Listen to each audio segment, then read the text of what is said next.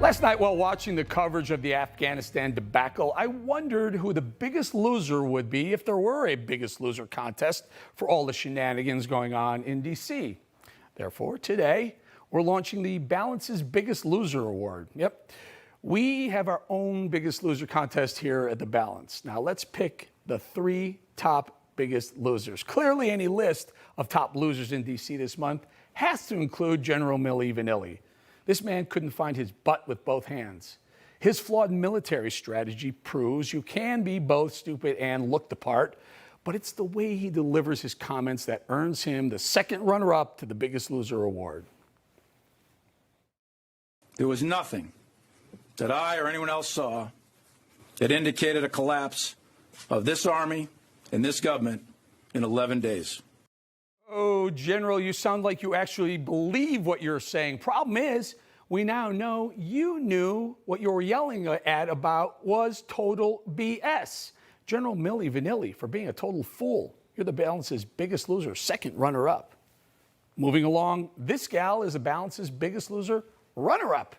Press Secretary Jen Psaki has earned that honor, not because she has the tough job of lying for the president, which she does, but because she embraces the lying for the president part so much. She makes the job of lying for President Biden look easy. Psaki is willing to do the dirty work for a really dirty administration.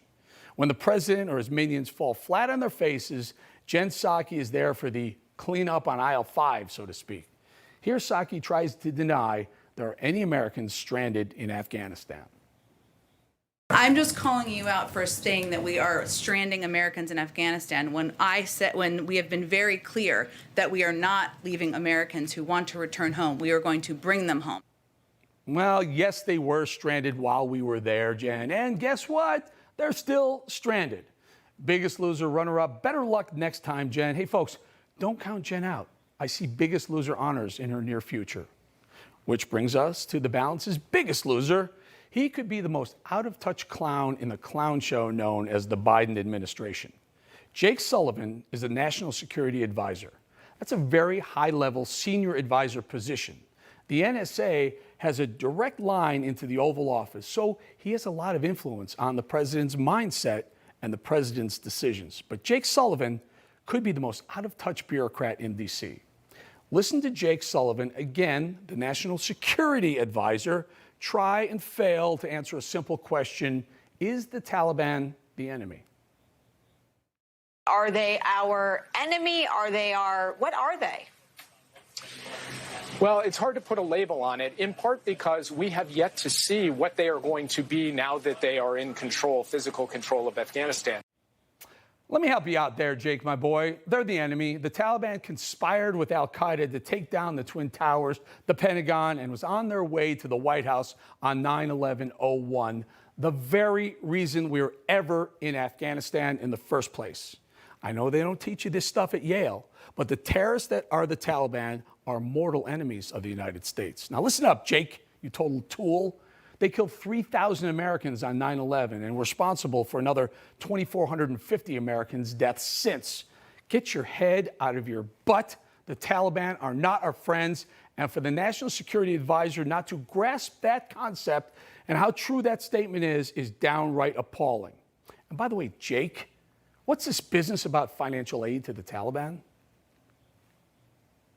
When it comes to our economic and development assistance relationship with the Taliban, that will be about the Taliban's actions. It will be about whether they follow through on their commitments to safe passage for Americans and Afghan allies, their commitment to not allow Afghanistan to be a base from which terrorists can attack the United States or any other country, their commitments with respect to upholding their international obligations. It's going to be up to them, and we will wait and see by their actions how we end up responding in terms of the economic and development assistance. Are you kidding me? Financial aid to these animals, mocking our dead soldiers? Hey, Jake, if you're so anxious to spend more of America's money, you got a better idea. How about using that financial aid instead for the families of the soldiers we lost due to your incompetence? They're literally using GoFundMe pages to pay for funeral arrangements for our soldiers, their family members. That is simply not okay. And to rub salt into the wound, You suggest giving financial aid to these degenerate guerrillas?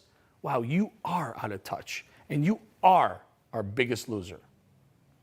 So that concludes our first Balance's Biggest Loser contest. It wasn't easy. We had a hard time deciding which loser was the biggest loser, but we did. And the good news, or the bad news, depending on your perspective, is that there are plenty more viable candidates for the next installment of the Balance's Biggest Loser.